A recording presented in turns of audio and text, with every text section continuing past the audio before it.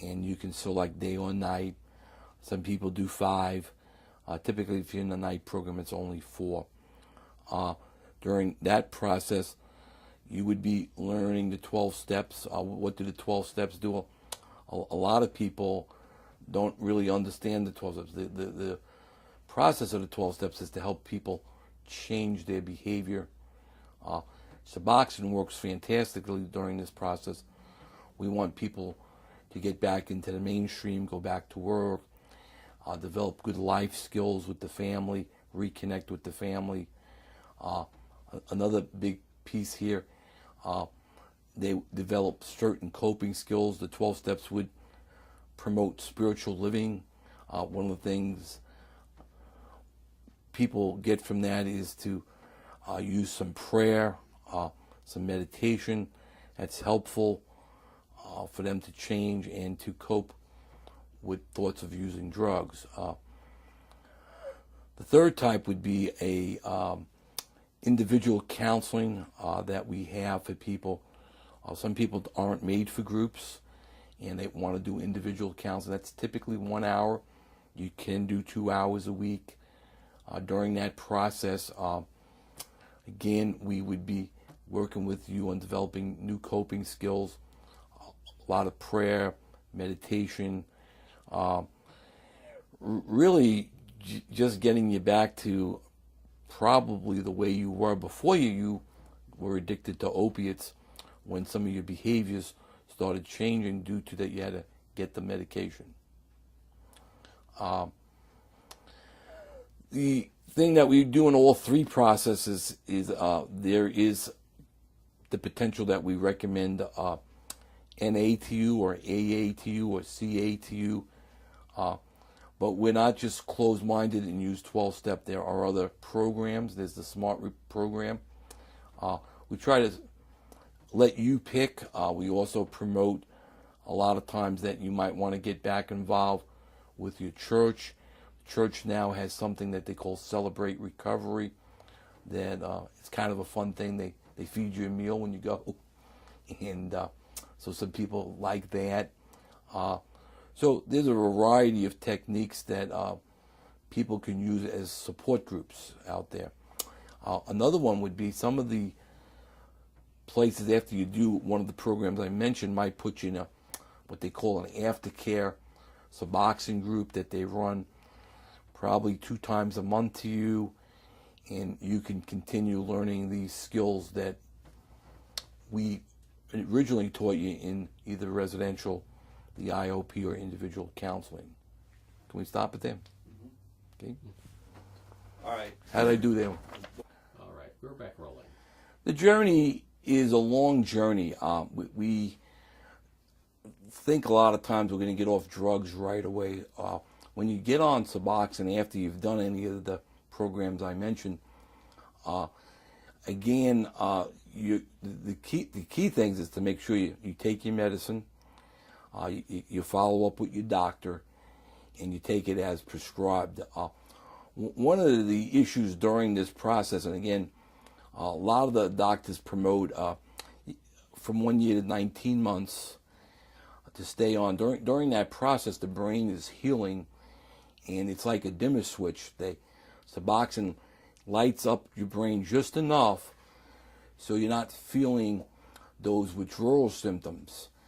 During this process, there are struggles, though, and this is going to take quite a bit of time for you to get to a spot where you're ready to slowly get detoxed off the drug. Again, one of the things that's highly recommended is that you don't do any other illicit drugs during this process. A lot of people think it's okay to have a drink here or another drug. Again, a lot of times, no one's catching you maybe through a drug screen, but the process that we're trying to have happen so you can be successful and get off the medication eventually, because Suboxone is a bridge to becoming drug-free. That's the purpose of it. So, again, it's a struggle. The programs that we mentioned will help you with the struggle. The other thing that will help you with your struggle is developing your family life. A lot of times during the first few months, you're not back in school, you're not working, but now you're back at work, you're back in school, you're joining the mainstream of life, you're available to your kids, your family. So that becomes more support for you during this struggle. But this is very difficult. But Suboxone, without question, is a miracle drug if you use it correctly.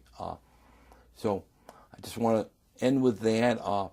I think that in my experience, we've seen many people who follow the process do very well and reach that point where there's struggles, but they do eventually get tapered off at 18, 19 months, and then they are drug-free, and they go on with their life, and they're very successful. Stop right there. Okay, what did you think? I thought that was pretty good. Okay, good. Yeah. And I'm back rolling. Okay, the 12-step model is really very significant here. One of the things we want you to get is a sponsor. And when I recommend sponsors to people who are on Suboxone, I really recommend that they get a sponsor that's been on Suboxone and who's been successful. So we try to get people directed to those types of people that they can really fit with. Another piece of the 12-step model is to develop a wheel of support, so you have more than one person. So again, 2 or 3 people on Suboxone can be very helpful. Working the steps, a lot of people don't really understand that's really a lifestyle change. You're changing your lifestyle. And one of the main things that happens when we become addicted, we start to lie, cheat, and steal. And when we get well, those behaviors go back to being spiritual. So the 12-step model seems very complicated, but it's really very basic. Good living skills versus inappropriate living skills that you're going to develop through the steps. The aftercare, like I mentioned before, to me is the most important thing. As you go through the process, people who stay in the aftercare and stick with the support have the best outcomes. Not only outcome, though, their struggle is less. And so they're really in a better position because they're always with people who know kind of what they're going through. And this really is very motivational. One of the books that we use talks about the kinship of common suffering.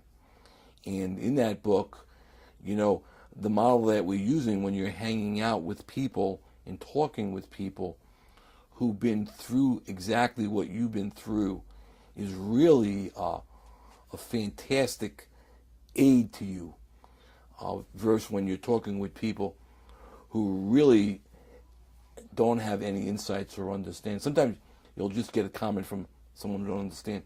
Why can't you just stop doing drugs and get off the medicine? That is really something that we really work with you not to do stuff like that. Remember, everything should be worked with you and your doctor during the tapering off period. And the 12 steps are to help you follow directions. Thank you. Got it. That was great. That was Okay. so let's just all right. So common medicines used, methadone, talk a little bit about that. Suboxone, Subutex, you can probably link